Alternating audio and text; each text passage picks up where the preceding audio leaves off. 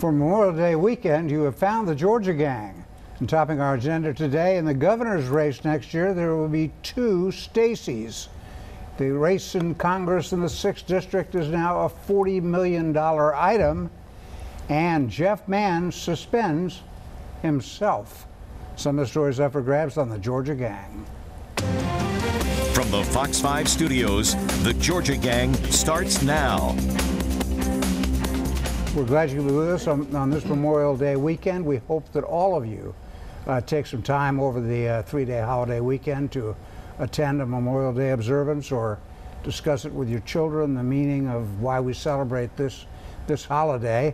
And you know, just as an aside, one of Dunwoody's great veteran leaders died last week, Pat Callahan.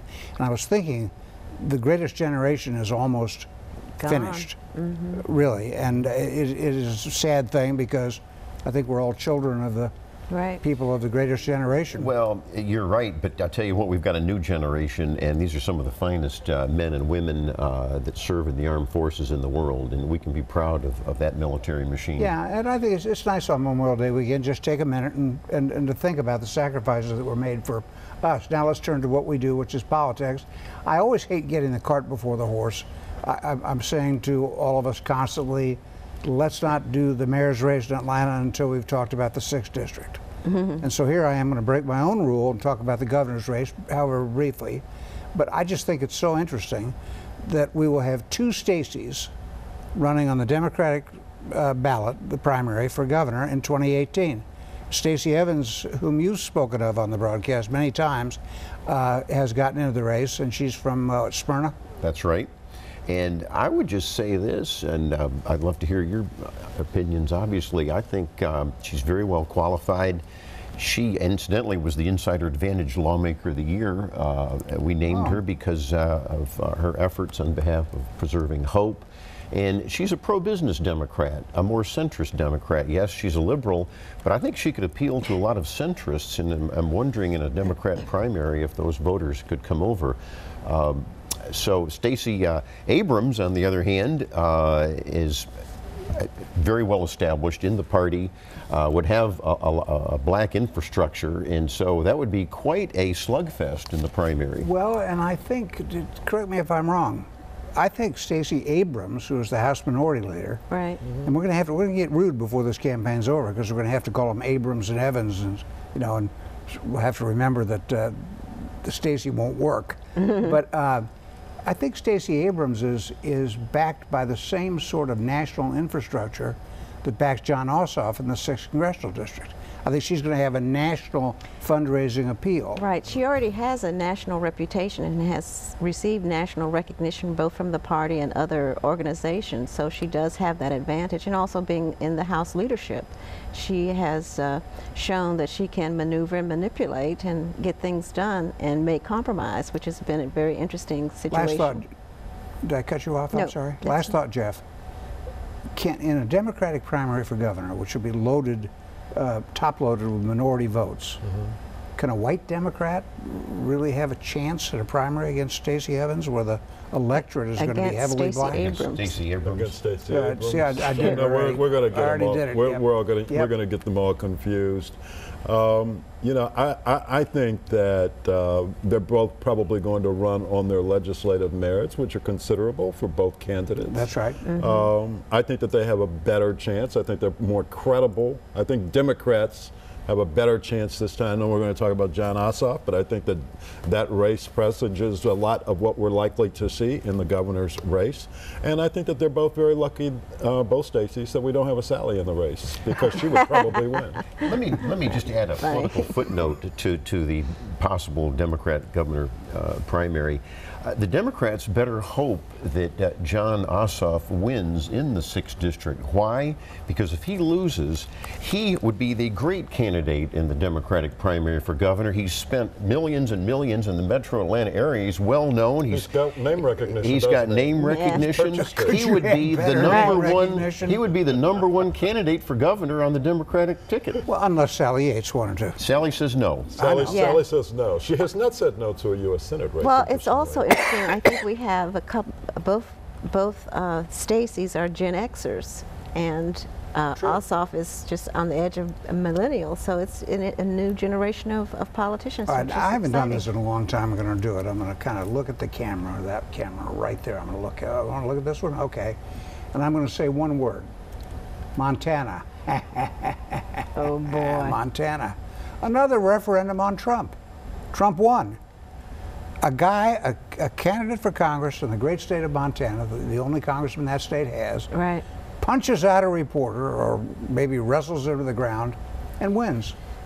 What does that say? Well, it says that Trump has given license to rogueness. And No, that's come on. Yeah, come and on. he's been the role model for a thug. That's a cheap shot. It's guilt by association. You're better than that. I don't think No, so. I don't think so at all. It starts I at think the that what top. we've He has seen- been an that's absolute I think thug. we've seen rudeness. We've seen, especially when it comes to the Fifth Estate, Phil, a complete disregard for reporters and the role that they play in our democracy and Not in our only institution. disregard, but And for disdain. this person to be able to commit assault, be charged with it, and still run, And still win. speaks volumes No, about well, the state of civility in our politics. I really didn't want to Let's stay just on say this. let's just stay for the record that obviously all of us are against physical attacks on people. Okay, let's get that out of the way.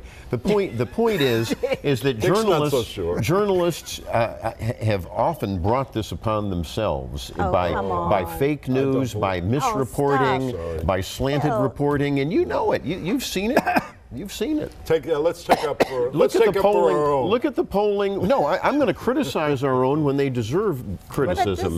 wait, The polling shows journalists are sad to say, are way down in public Well, trust. also there was early voting involved too, and they had done a lot of pre-voting Well, before this incident. Dick, I About will half the say this. electorate. I will say this. In the 24 hours after he allegedly body slammed the journalist, Allegedly. he raised $100,000 online. Well, boxing's always been a popular sport in the United States. Yeah. I'm going to. We just blown the whole first segment because we didn't get to the big race, which is the 6th district. We'll do that in a minute. But again, this was supposed to be a referendum on Trump. Trump won the day in Montana. Now all eyes will be on Georgia for another referendum on Trump in Georgia's 6th congressional district, and we'll talk about that when we come back. Have a question or comment for the Georgia Gang? Visit their website at fox5atlanta.com. And please don't forget us on our own YouTube channel. You can catch up to the Georgia Gang right there. Now, Phil, after the broadcast, is going to remind me of something. This is the Georgia Gang, not the Montana Gang. So we really got sidetracked. So let's get back to Georgia. Let's get back to the 6th congressional district, where you can't escape it. Right. You can't. Wherever you live, you can't escape it. It's now a $40 million race. $40 million bucks and counting. New commercials pop up on the air, it seems to me, on a daily basis. And I want to set this week's discussion up this way. John Ossoff, despite all his money and the brilliance of his campaign, I think every tactical method known to modern politics is being employed by the Ossoff campaign. But where does he go?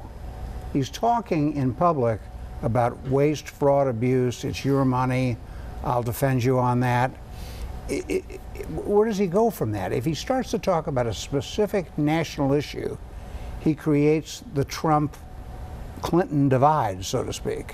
Whereas Karen Handel can talk about really whatever she wants because she's in a Republican district.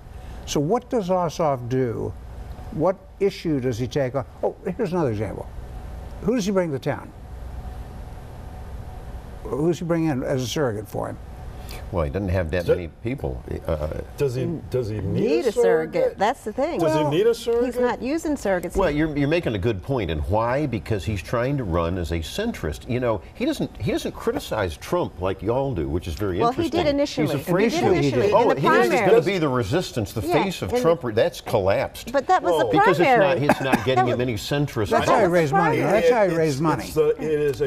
You talked about the brilliance of the campaign, and I think not uttering that 5-letter word during the runoff is part of that strategy. Right. And he doesn't, it's not that he doesn't talk about Trump, he doesn't mention his name. He's persona non grata. He's talking about things that resonate with voters, and that is absolutely waste. A government that's out of control. And both parties are to blame. And he points out that both parties are to blame. No one is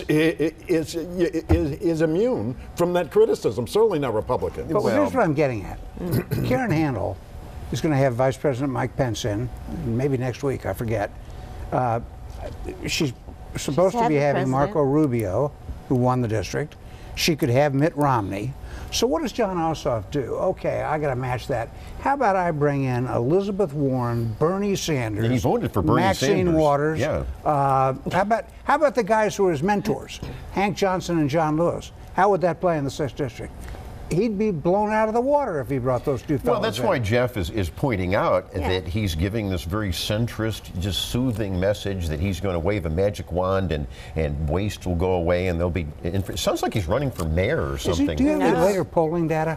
Yeah, let's talk about Opinion Savvy, who, as you know, polls for Fox 5. A couple things. You'll like to hear this, actually. There will be a poll out after the early voting starts on May 30th. Remember, the election is June 20th. Right.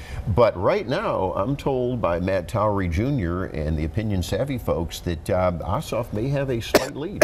Well, it's like 51 had 51 to 44. He's 6-7 points ahead. We know where he is. That was the USA Survey poll. Right. Remember, USA Survey had Hillary Clinton winning Georgia, so don't look at that one. Okay. Well, no. I think that the poll. It's the current benchmark. Right. It is the current benchmark. So you factor in 3 or 4 51 points. 44 for it's the record. close, Right. but he's got 51% in that race. And they're continuing to register people, and they registered a lot of folks after the court ruled that they could. I do think it's wise, though, for any pollsters to start polling after the early voting starts. I think that makes sense. I think right now, these are just snapshots, and we can't really see what's happening. Here's some inside baseball. The Republicans are soon to pick a new state chairman. It's an interesting thing.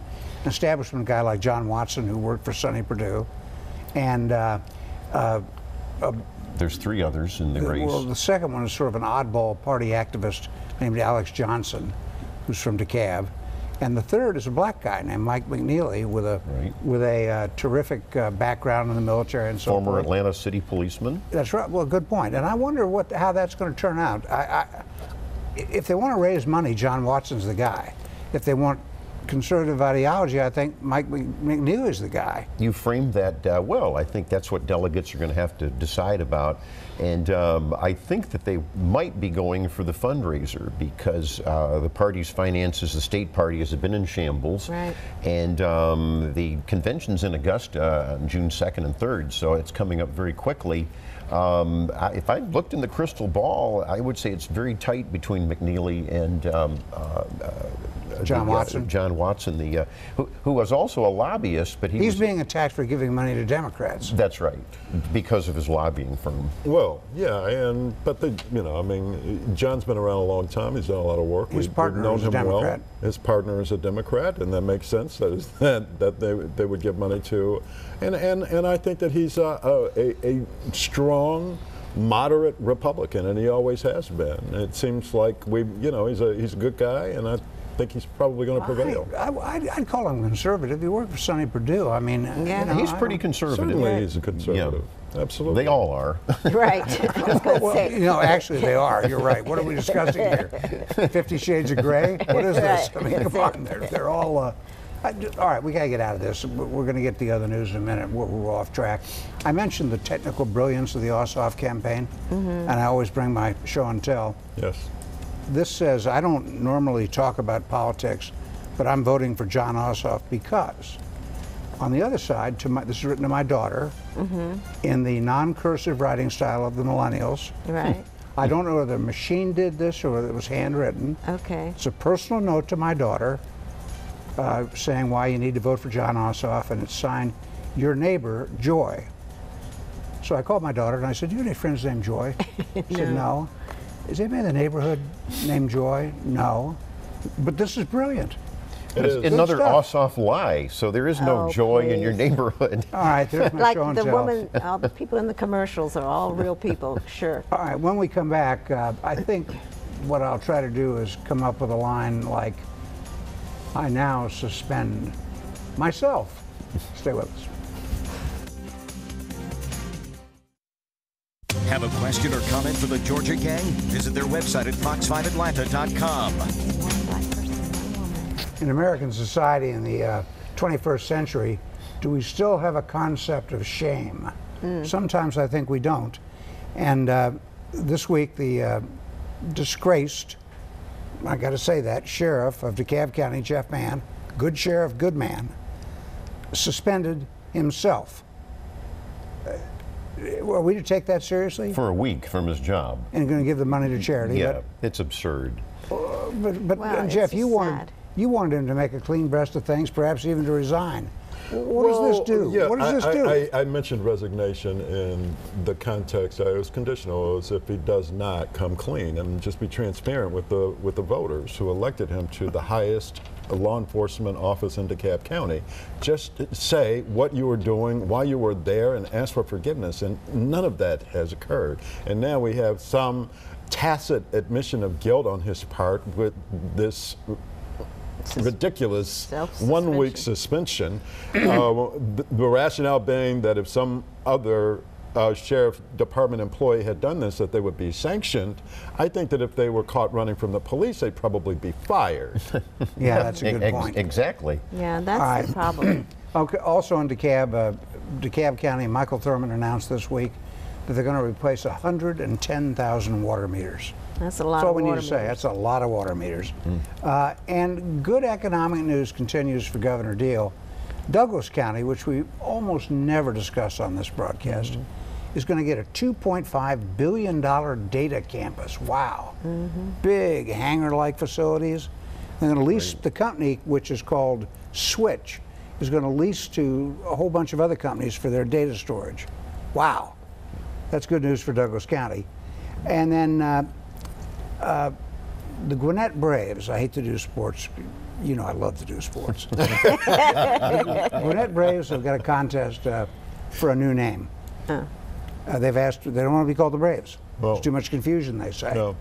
I really have a hard time believing I don't somebody blame. Well, who you got buys the a Cobb ticket- Braves and the Gwinnett Braves. Yeah, Somebody who buys a ticket to the Gwinnett Braves for Thinking they're $10 going, yeah. and then shows up at SunTrust where the tickets are a lot more. I don't get that. Anyway, I've already entered the contest. Oh, you've got What the is, name. what is your name? Now, come on, think about it. There's only one choice for the Gwinnett baseball team. Button. Right. What else? No, Signer of the Declaration of Independence? a lot of the school children aren't learning that anymore, but Button Gwinnett was a signer. Okay, so I'm in the So they contest. would be Let's see the if I The win. Button Gwinnett's? Or the buttons. Or the button. All right. I don't think that name's going to win the contest I don't just think it's between gonna us. fly. But, Yeah. The You don't? the You don't have confidence in me? No, I don't. We I don't don't have think. confidence in the name. We have confidence in you. Yes. All right. President Trump submitted his budget. As usual, everybody said it was dead on arrival. That's what they do with any president's budget now, except in Trump's case, John McCain and Lindsey Graham said it was essentially dead on arrival, which is not a good To thing. say that. That's not a good thing. But it is a good there's thing. that it's some dead on money for arrival. Georgia, for the Port of Georgia expansion, $50 million, which is about half of what I think Governor Deal thought we might get. Right. He's pledged more state money, Right. but the Corps of Engineers left us out. Johnny Isaacson the and 50 company are not million, if happy. I'm not mistaken, is in 18. Right. We were Next year's expecting budget tens of more this millions time. more for an ongoing operations this Now. year that the Corps of Engineers says we won't be getting. Now, all of this is coming from the executive branch. This is the Trump administration denying the state of Georgia, which helped to elect him, one of its most important Well, that's infrastructure an projects exaggeration. from Wait a a minute. president Wait who a says minute. that infrastructure is important to him. Wait a minute. No, this is an exaggeration. The Trump administration can use discretionary federal money. This is, as you point out correctly, the U.S. Army Corps of Engineers. You know, from my Augusta days writing editorials for the Augusta Chronicle, I have fought that bureaucracy for years. Their priorities are screwed up half the time. I served in the Army. I love the Army, but the Corps of Engineers is a terrible incredible bureaucracy. I remember in Augusta we had to fight to get money to get certain things over for infrastructure on the Savannah River. They do their own thing, Jeff. I don't think this is any conspiracy by the Trump it's not a administration. conspiracy, but they certainly could have stepped in. Well, I agree with you, and it's a shame they didn't. And they could have signaled, I think, to the state whether or not this money was going to be forthcoming, because at the end of the day, it sets the project back in terms of its completion date and its overall cost. And those giant ships are starting to come in. That's what's the whole purpose of it. Johnny Isakson was very strong on that. Right, and he was called out the disappointed, Treasury Secretary, Steve Mnuchin, and said, "We need this. You got to get this for us." Well, he asked him to commit. And I think you'll see the Trump administration stepping up. But I think everyone's been frustrated with the Army Corps for years. Otherwise, the budget helps Georgia in terms of military facilities, that sort of thing, and it strikes some blows at the CDC, at people on social programs, that sort of thing. But that's a long way from happening. And then finally, I think we should note, because I think it's kind of startling, that Georgia is now #1 in feature film production. #1. Could you ever imagine that? Never. Yeah, in just four short years, we've had this. Those tax credits have been really tax credits. They've been very effective, but they've also been very expensive. I mean, you're talking about over $300 million in a single year in tax credits. But obviously, it's brought the work here. It's generated $7 billion in revenue. It's generated. Think about the jobs. That's right. Really, it's amazing. All right, we got to get out of this. When we come back, we'll regroup and we'll attempt to do winners and losers. Stay with us. Time now for the week's winners and losers.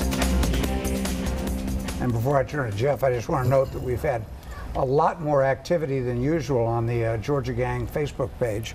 It's great. Good conversation. Good conversations, absolutely. All right, Jeff, winners and losers. Well, losers first, if I may. I mean, the wounded animal Trump is clearly a loser. An appeals court has ruled against his Muslim ban. It's clearly religiously discriminatory. That's likely to go to U.S. Supreme Court. You've got this dead on arrival budget. He is looking at obstruction of justice charges. It really doesn't matter anymore whether or not whether there was collusion with the Russians, because now we're looking at a Nixonian-style cover-up. And on top of all that, his wife won't hold his hand. And so he's the loser. Mark Sanford, Congressman of South Carolina, is the winner for pointing out that his budget is not only folly and just pure fiction, but ridiculous, and it's going to add $2 trillion to the federal budget. Mark Sanford, the best known for the woman who did hold his hand in some other parts. And lastly, Mitch Landrieu, mayor of New Orleans, for giving such a wonderful and eloquent speech on why those Confederate statues need to come down. No, they don't. All right, they do not. Alexis. Yes, they did. But I'm going to change the subject altogether and show you my scepter that I received with other women at the YWCA salute on Thursday. It was the 2017 class to be inducted, and Sharman Goins, the CEO of the YW, and Barry Love is the chair of the board. And this year, for the first time, they recognized 3 women instead of one single top woman, and it was Ann Curry, Ann Kramer, and Ann Stollard. The 3 Anns were the regal recognies. All 3 have played a major part in the civic life of Atlanta for a long time. Well deserving. Wonderful event. And didn't the 3 of us work with Sharman Goins? I didn't know she was the one. She's the CEO of the Y. She's an AJC alum. Absolutely. Oh, good for her. Yeah. Philip, what do you have? Well, I got a couple losers. Let's talk about the Confederate flag, and let's talk about Henry County, and let's talk about County Commissioner Dee Clemens, because she saw a Confederate flag flying and get out the smelling salts. On county land. That's exactly right. Actually, she saw a battle flag. It's a battle flag on the Nash Farm Battlefield Museum, and it's a museum, folks. It's a Civil War museum. If you have to understand and learn about the Civil War, there was a Confederate battle flag and other flags on one side, and there was the Union flag and other flags on the other side. Please leave the flag alone, and the owner wants to shut it down. And I think, to her credit, Dee Clemens now is backing off and saying she probably made a mistake, because we need to learn our history. Another flag incident. I got another loser. Wow. And that is the village over at the Town Lake in Woodstock. And these homeowners homeowner associations will drive you crazy. We all know that, right? Well, the homeowners association says you can only fly the flag for only a certain amount of days. 23 days. A year. You can't do it on Father's Day, but Mother's Day you can for some crazy Yeah, reason. but only 23 days. Discriminates against dads. But the vets, that may be, and I'm just upset as you are with that. But Discrimination anyhow, against Phil, because if you look closely, Phil has his lapel. He's got a lot of flags Got a lot on of him. flags He's got a lot of flags Lot of on that flags on tie. it. boy. and I'm a proud veteran, and the vets want to fly their flag like I do every day of the year. And so 365. this HOA needs to stop being stupid. All right, I'll make as my winner. I hope I'm right on this. Mercedes-Benz Stadium. You got the big sign up. That was a big landmark. Big thing. lighted And sign. it's supposed to open August 26th. But will the roof open? But will the roof open? Let's hope that all happens. My loser to the DeKalb County school system. It was sickening and disheartening to see a teacher and a paraprofessional fighting, full cage fighting, full mixed martial arts at Stone Mountain High School. Then followed by my local elementary school, about 5 blocks from my house, where a substitute teacher is accused of molesting elementary school children. Not a dear. good week for the DeKalb school system. It's a shame because it masks some of the better things they're doing, but you can't take that video out of people's minds, and so we'll see you next week on the Georgia Gang.